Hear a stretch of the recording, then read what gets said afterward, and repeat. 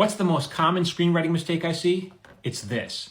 It's not making certain emotional moments land. So every script, doesn't matter whether it's a comedy or a drama, half hour or feature length, has a handful of moments that absolutely have to land with the audience. So that means the audience has to feel them. They have to register these moments. So these moments can be like confessions or apologies, something intimate, something emotional, right? And I remember early on in my career, I was guilty of this too. I remember my partner and I turned in a script on Just Shoot Me, and Steve Levitan, the showrunner, he read it. He goes, "This moment's not landing."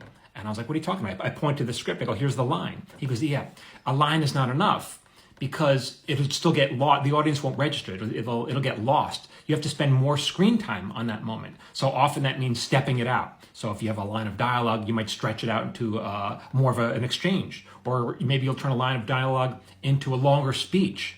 And that way the audience can feel it. And so a great example of this, I just happened to watch the other night, is the ending of Jerry Maguire. It's like the perfect example, right? Remember, so in that movie, Tom Cruise, at the end, he finally gets what he wants. His client makes a big catch, and now Tom Cruise is going to be, on top of the world as a big shot agent. And in that moment, he makes a realization. He's like, "No, that's not really what I want. I thought I wanted that, but what I really want is the girl," because he had just broken up with his wife, Renee Zellweger. So in that moment, he starts running to her, right? And they always run in that moment. The character always starts running. So he gets to her house. She's in the middle of some kind of women's group or something. He enters and he goes, "Hello, I'm looking for my wife." And, she stands up and he makes this big heartfelt apology, how he was foolish, the error of his ways.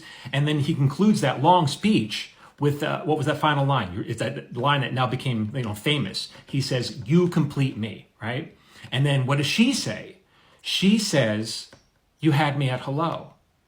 That whole speech, in other words, it was for her, but it was really for the benefit of the audience. How do I know that? Because she didn't really need to hear it. She said, "You had me at hello." That speech was for us. It has to land for us, right? For more tips on how to be a better writer, you can follow me here, but you can also sign up for a free lesson, which is a much longer lesson that I have, and you can go here to get it, at Michael Jamin Writer.